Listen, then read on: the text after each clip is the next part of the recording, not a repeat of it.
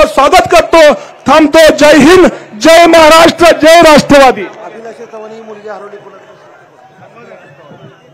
माननीय आमदार श्री बाळासाहेब पाटील, विधिमंडळ सदस्य कराड उत्तर, माजी मंत्री सहकार पणन महाराष्ट्र राज्य।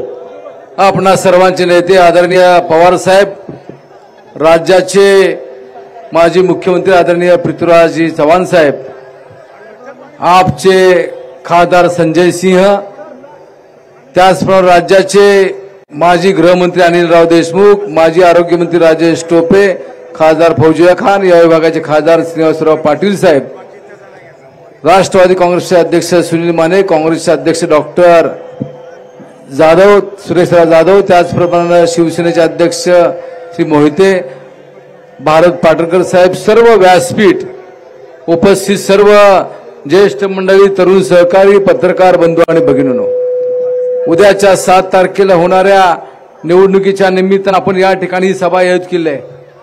आपण सर्वांनी जिल्ह्यानं यशवंतराव चव्हाण साहेबांच्या विचाराला सातत्यानं साथ दिलेली आहे। आदरणीय पवार साहेबांच्या पाठीशी हा जिल्हा उभा राहिला आहे आणि आज आपण पुन्हा सिद्ध केलं की आम्ही याच विचारानं त्या ठिकाणी जातोय। आपणा सर्वांनी 10 वर्षापूर्वीचा काळ आठवा की इलेक्ट्रॉनिक मीडियाच्या माध्यमातून त्या काळच्या काँग्रेसच्या सरकारची बदनामी करून खोटी आश्वासन देऊन जे शासन सत्तेवर आलं, आज अशी परिस्थिती आहे की नोकऱ्यांचा प्रश्न आहे, नोकऱ्या त्या ठिकाणी मिळाल्या नाहीत, 15 लाख रुपये लोकांना मिळाले नाहीत, परदेशामधला काळा पैसा सुद्धा त्या ठिकाणी आला नाही। आणि एवढं सगळं होत असताना 10 वर्षामध्ये काय केलं हे न सांगता सातत्यानं ज्या काँग्रेसच्या विचाराने या देशाला स्वातंत्र्य मिळवण्यासाठी त्याग केला त्यांच्याबद्दल बदनामीकारक बोलण्याचे काम हे केंद्रातलं सरकार या ठिकाणी करते। राज्यामध्ये सुद्धा आपण पाहिलं की राज्यामध्ये आपलं महाविकास आघाडी शासन स्थापन झालं, माझ्यावर आदरणीय पवार साहेबांनी सहकार व पणन विभागाची जबाबदारी दिली।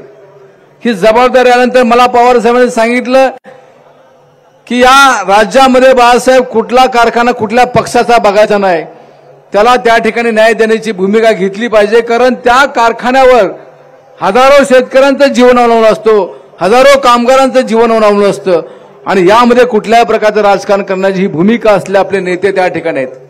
आणि असं असताना आपण सर्वांनी या निवडणुकीमध्ये शशिकांत शिंदे साहेबांना उमेदवारी मिळालेली आहे।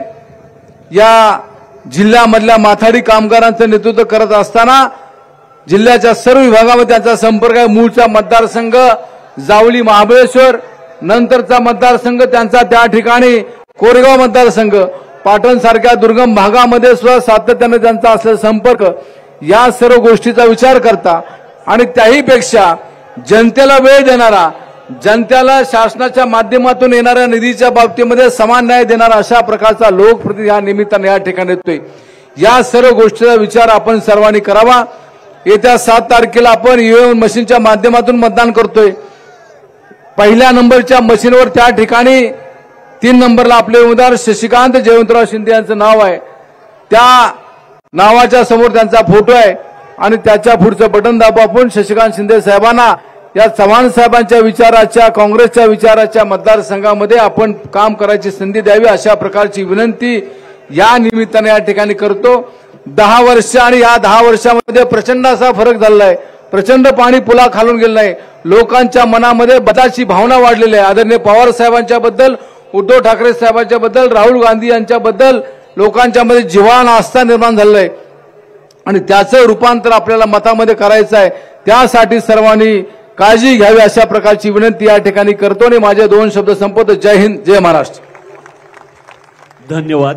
माननीय माजी आमदार श्री सदाशिवराव भाऊ सपकाळ, माजी विधिमंडळ सदस्य जावळी महाबळेश्वर मनोगत व्यक्त करतील। कृपया थोडक्यात संक्षेपानं।